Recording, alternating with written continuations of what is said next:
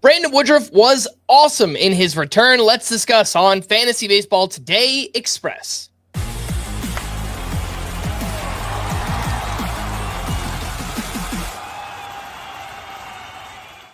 Welcome into FBT Express on Monday, July 7th. I am Frank Stampfl, joined by Chris Towers. Hope everybody enjoyed their 4th of July weekend.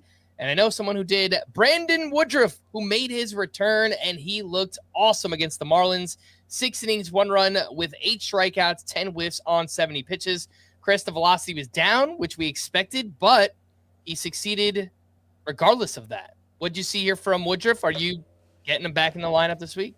Yeah, look, if you weren't looking at the radar gun at all, this kind of looked like vintage Brandon Woodruff. He went out there and allowed 2 hits and 1 earned run over 6 innings, no walks, 8 strikeouts, only 70 pitches needed to get through those 6 innings, 10 swinging strikes, 4 of them on the 4-seamer, came out to a 29% whiff rate on the 4-seamer.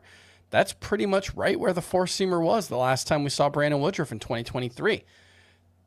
Generated weak contact with the pitch, a ton of called strikes with his sinker. His command was excellent. And yet the fastball velocity was down almost 3 miles per hour. And that's in his first start back. You generally see guys throwing a little harder in that first start, either back from the minors, back from injuries. There tends to be a little adrenaline boost. So I wouldn't be surprised if Woodruff was throwing even less hard in his next outing. But at least for this one, that didn't matter. He was just as effective for this one start at 93 as he was at 96 two years ago and prior. It's just, how sustainable is that going to be? Generally speaking, pitchers are less effective when they lose velocity. That's not always true, but it generally is true. You usually lose whiff rate. You usually get hit harder when you lose velocity. My assumption is still that that's going to be the case with Brandon Woodruff eventually. But we have his minor league rehab assignment where he had a sub-3 ERA. The strikeout rate wasn't there, but then he comes out in that first start, gets a bunch of strikeouts, gets a bunch of whiffs. I'm inclined to at least give him a chance now, whereas before this start, I was pretty ready for Brandon Woodruff to come out, stink the joint up after one start, and be pretty droppable. Now, certainly not dropping him. He's 89% rostered in CBS Fantasy League, so it's not like there's a lot of places where you can go at him, but if you're in a Yahoo or an ESPN league, he's probably more widely available. I think you probably need to go add Brandon Woodruff, yeah. 2 interesting names from the weekend that we saw get called back up to their respective teams. The Dodgers recalled Emmet Sheehan to start Sunday against the Astros, and he looked good. 5 innings, 1 run, 4 strikeouts, had 14 whiffs on 80 pitches, 57% rostered. Not sure that he'll stick around for the remainder of the season, but he's there now, and we know he has talent. The other name is Joe Boyle, was recalled by the Rays, and he pitched in long relief. He looked great. 5 innings, 1 unearned run with 7 strikeouts, had 15 whiffs on 95 pitches. He actually was the bulk reliever here following Drew Rasmussen, which is also pretty interesting. Chris, in a vacuum, who do you prefer between these two, Sheehan or Joe Boyle? I think I'd go with Sheehan.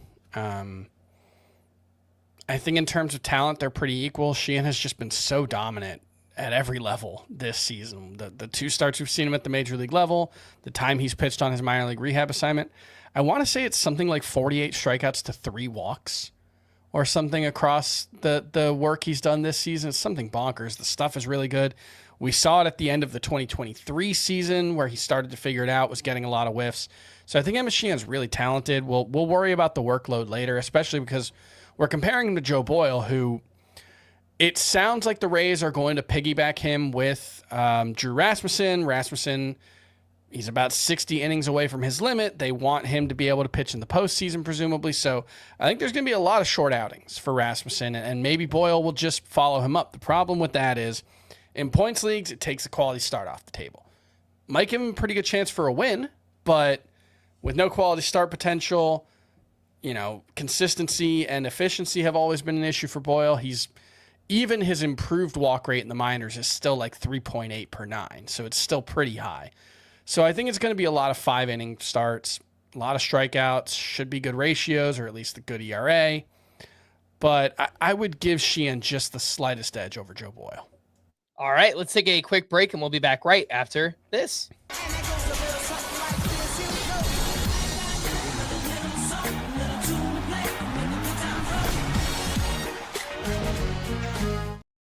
Welcome back in FBT Express. Let's go through the rest of the headlines from this weekend. And sticking with the Dodgers, Blake Snell will throw 2 innings in a rehab game this week and could return to the big league rotation in late July. Tyler Glasnow will make a start on the Dodgers' upcoming road trip before the All-Star break.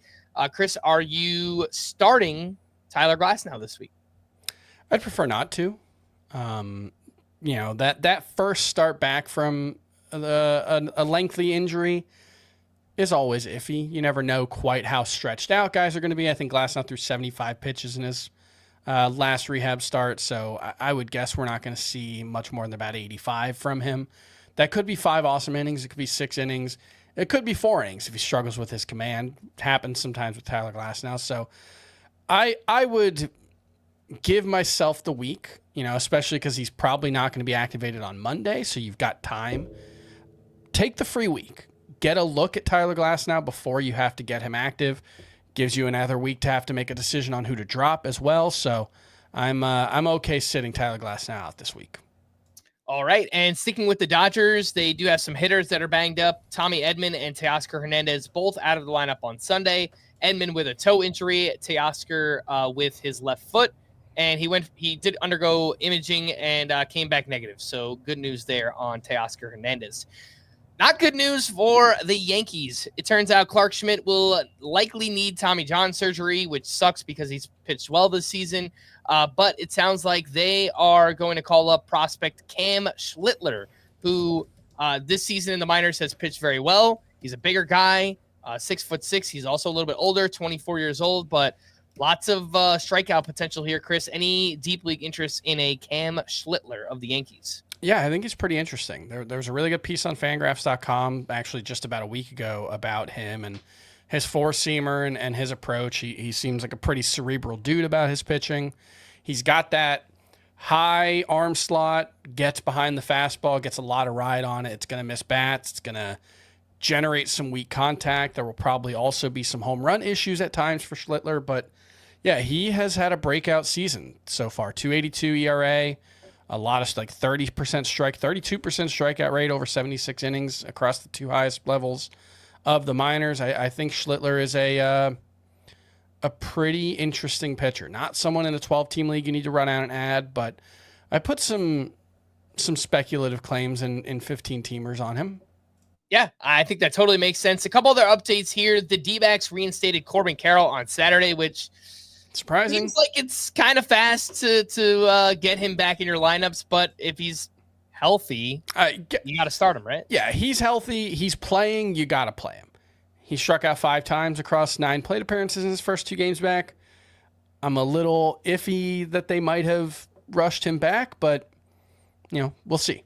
I think the version of Corbin Carroll who's healthy and 100% right is obviously a must-start guy, so I think it's worth the risk. And the other name here is Wyatt Langford, who was also reinstated by the Rangers. Are you getting him back in your lineups this week? He's much iffier just in general. Just as a talent right now, I think the upside is still clearly high, but you take a step back, you look at the overall profile.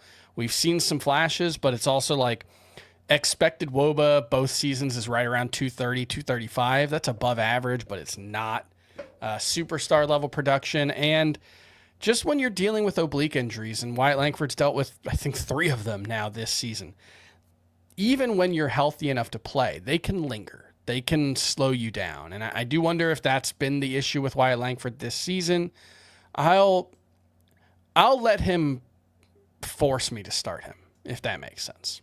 All right. For more extensive fantasy baseball coverage, listen to our full-length podcast, Fantasy Baseball Today, on Spotify, Apple Podcasts, or anywhere else podcasts are found. Thanks for listening to Fantasy Baseball Today Express, and we will be back again tomorrow. Bye-bye.